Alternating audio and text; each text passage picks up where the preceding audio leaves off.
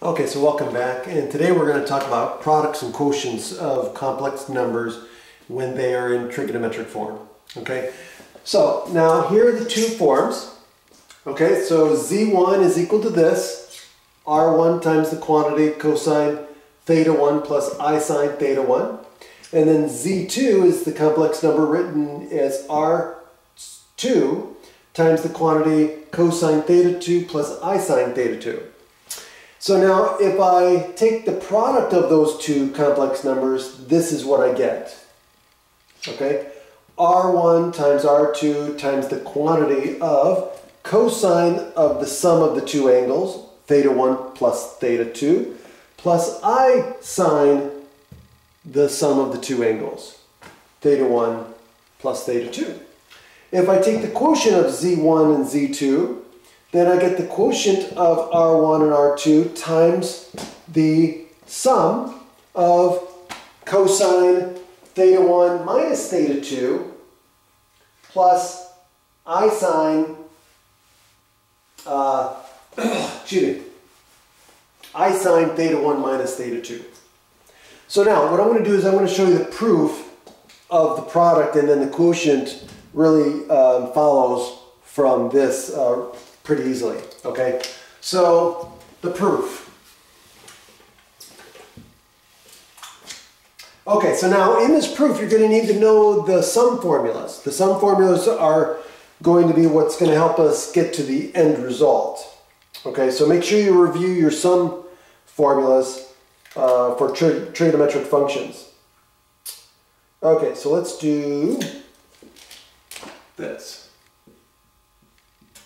Okay, so again, I'm not going to write out the z1 and z2, but assuming that those z1 and z2 are defined as what we said earlier, then we can say, well, z1 times z2 equals r1 times r2 times cosine theta 1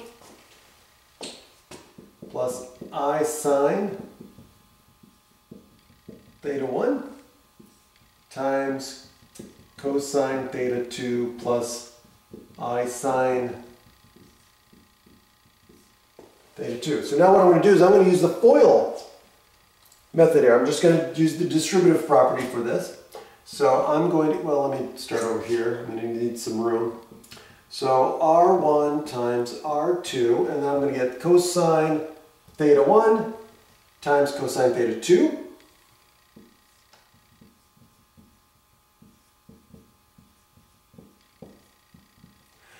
plus cosine theta 1 times I sine theta 2, so I'm going to have I cosine theta 1 sine theta 2 plus I'm going to have I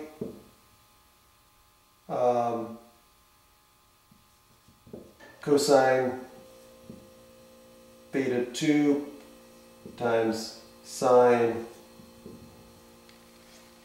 theta 1,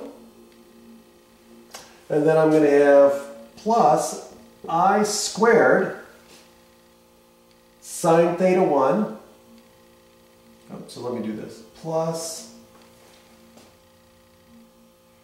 I squared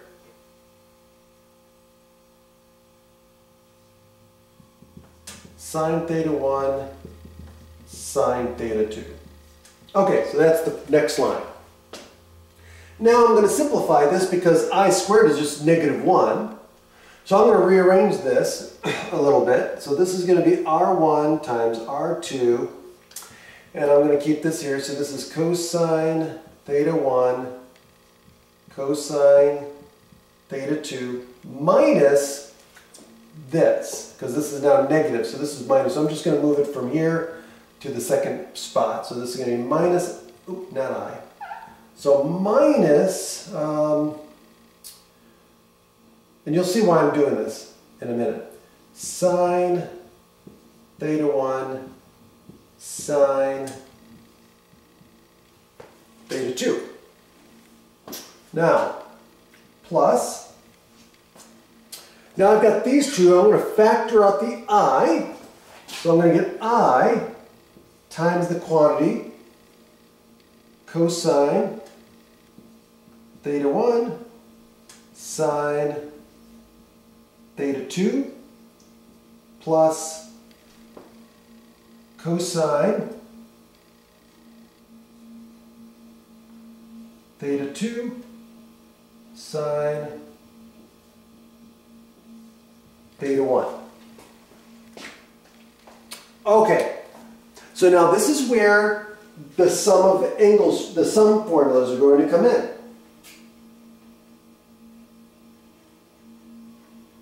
Okay? Because that's what I'm going to use to simplify it to the final form. Because this right here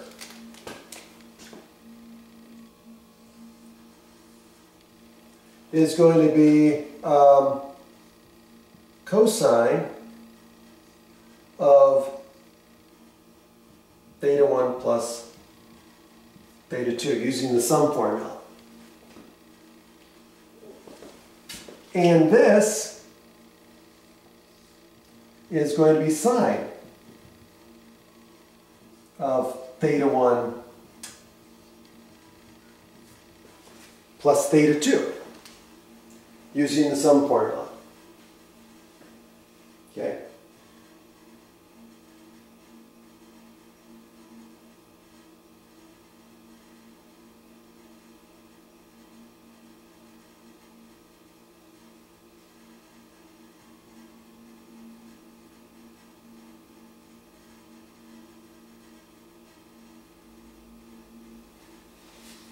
And that gives me the final answer. So, and that basically is the result, right? So that gives me my final result that I gave you earlier. So R1 times R2 times cosine of theta 1 plus theta 2. Oops. Yeah. Plus I sine the quantity theta 1 plus theta 2. And that's it. Now, you can also show, using the quotient, you can prove the quotient formula, or the formula that was derived for the quotient by just basically using what we did here, using the multiplication. Since we proved the multiplication formula, we can now use the multiplication formula to prove the quotient, because what we can do is we can say, okay, we can just show that Z1 is going to equal Z1 divided by Z2, right, times, oops, Z2.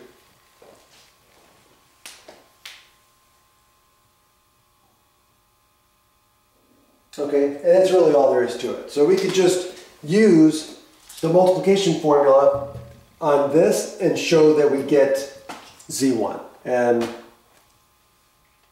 that'll be it. Have a great day. See you next time.